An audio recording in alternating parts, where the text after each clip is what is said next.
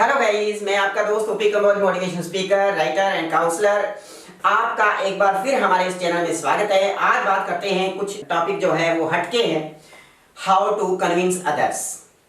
Number 1 पे आपको ध्यान रखना है, जिस इंसान से आप लोग अपनी बात मनवाना चाहते हैं, सबसे पहले आप लोगों ने क्या ख्याल रखना है। Number 1, touch the emotions.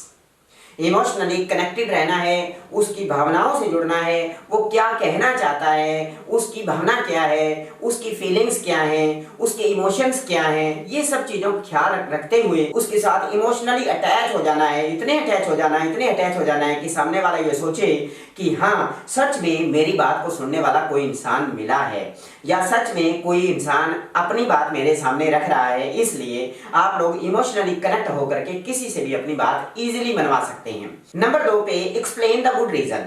जो भी आप बात मनवाना चाहते हैं, उसके पीछे का रीजन हमेशा गुड होना चाहिए।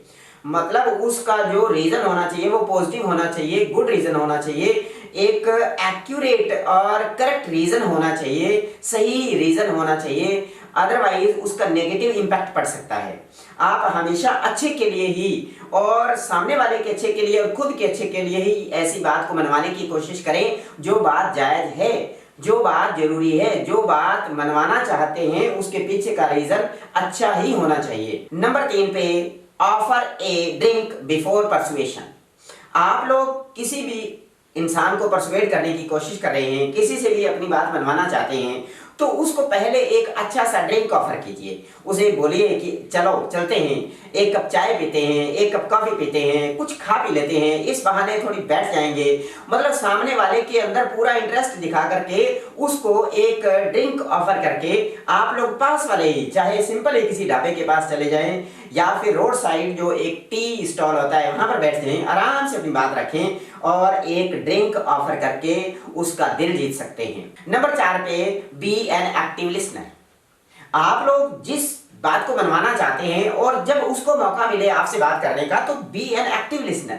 बड़े ध्यान से सुनिए। उसे बिल्कुल ना ये फील हो कि ये बंदा मेरे को इग्नोर कर रहा है, ये मेरी बात को अवॉइड कर रहा है। आप लोग कनेक्टेड रहिए, कनेक्टेड 101% कनेक्टेड रहने की पूरी कोशिश कीजिए और एक्टिव लिसनर बन करके उसकी बात को समझ करके उसकी बात में बात मिला करके काफी देर, चाहे लंबी बात चले, नो प्रॉब्लम, बात लंबी हो जाने दो, टाइम है तो लंबी हो जाने दो, बात लंबी चलेगी तो ही सॉल्यूशन निकलेगा।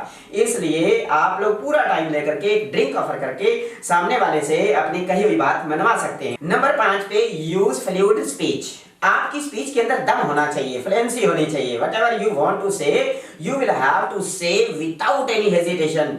और जो कुछ भी आप कहना चाहते हैं उसमें कोई हिचकिचाहट, कोई उसमें ऐसा हड़बड़ाहट नहीं होनी चाहिए। सामने वाले के साथ बिल्कुल क्लियर आप अपनी बात रख दो और उसकी बात को सुनो और आप लोग अपनी बात के अंदर पूरा दमखम दिखा करके सामने वाले को मनवाने की कोशिश कर सकते हैं। नंबर 6 पे टॉक फास्टर। आप लोग ये नहीं कि बस एक बात को गिड़गिड़ाते रहो, नहीं, नेवर डू दिस। आप लोग अपनी बात को बड़े फास्ट तरीके से बोल दीजिए। Whatever you want to say fastly, do not be late. आप जो कुछ भी कहना चाहते हैं सामने वाले को बिल्कुल क्लियर कट बात कर दीजिए। सामने वाले को ये लगे कि आप कॉन्फिडेंट हैं, सामने वाले को ये लगे कि आपकी बात के अंदर कोई दम है, या फिर सामने वाले को ये लगे कि हाँ, जो बात मेरे से कही जा रही है वो बिल्कुल स्पष्ट शब्दों में कही जा रही है, जिसमें कोई दो राय नहीं है। नंबर 7 पे ट्राई टू बी कनेक्टेड। मतलब ड्यूरिंग कम्युनिकेशन आप लोग कनेक्टेड रहिए, पूरे कनेक्टेड रह करके सामने वाले की बात को सुनते रहिए, कहते रहिए, सुनते रहिए, कहते रहिए। आप लोग पूरी बात के दौरान कनेक्टेड रहिए, आप लोग पूरे उसके साथ जुड़े रहिए। नंबर 8 पे be prepared. Be prepared before persuade anybody before the persuasion.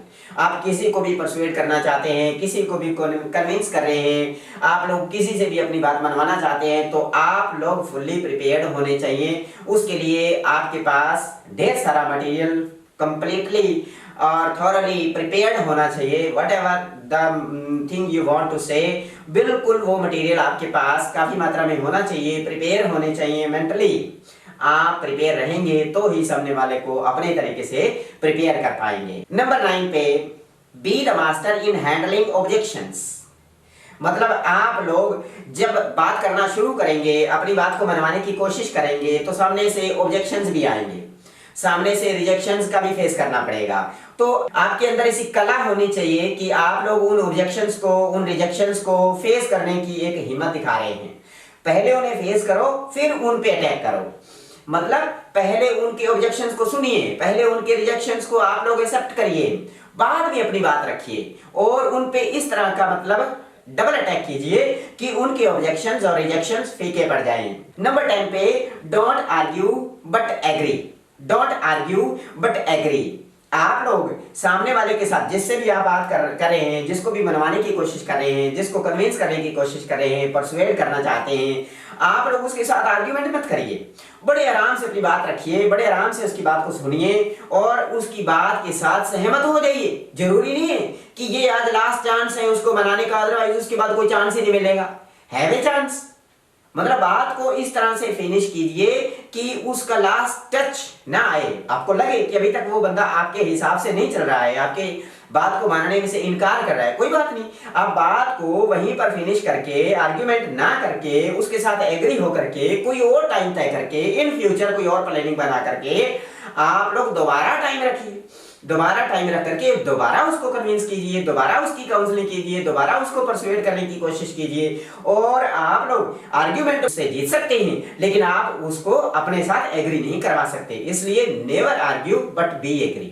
Number 11 पे मैग्नेटिक पर्सनैलिटी। अब मैग्नेटिक पर्सनैलिटी मैं इस तरह से आपको समझाने की कोशिश करूंगा कि दो तरह की इंसान की पर्सनैलिटी होती है। एक तो होती है इनर पर्सनैलिटी और एक होती है आउटर पर्सनैलिटी। इनर पर्सनैलिटी के अंदर आपकी तीन चीजें होती हैं, तीन चीजें आपको बताऊंगा। Knowledge, skill, attitude. ये तीनों चीजें मतलब आपके पास कितनी नॉलेज है, आप कितना ज्ञान रखते हैं, आप लोग के पास कोई स्किल है कि नहीं है, आप कितने स्किल्ड हैं, आपका एटीट्यूड कैसा है। और आउटर पर्सनैलिटी में भी तीन चीजें होती हैं। नंबर 1 पे ड्रेस कोड, नंबर 2 पे अपीयरेंस, नंबर 3 पे बॉडी लुक। मतलब आप लोग का ड्रेस कोड कैसा है, सामने वाले जब बात करेंगे अंदर की नॉलेज तो तब पता चलेगी, लेकिन बाहर की जो अपीयरेंस है वो तो जैसे ही आपके ड्रेस कोड होंगे, आपकी जो बॉडी लैंग्वेज होगी, आपका अपीयरेंस होगा, आपकी बॉडी लुक होगा, वो सारी चीजें उस पर असर डालेगी। इसलिए हमारी पर्सनैलिटी मैग्नेटिक पर्सनैलिटी होनी चाहिए। All the best.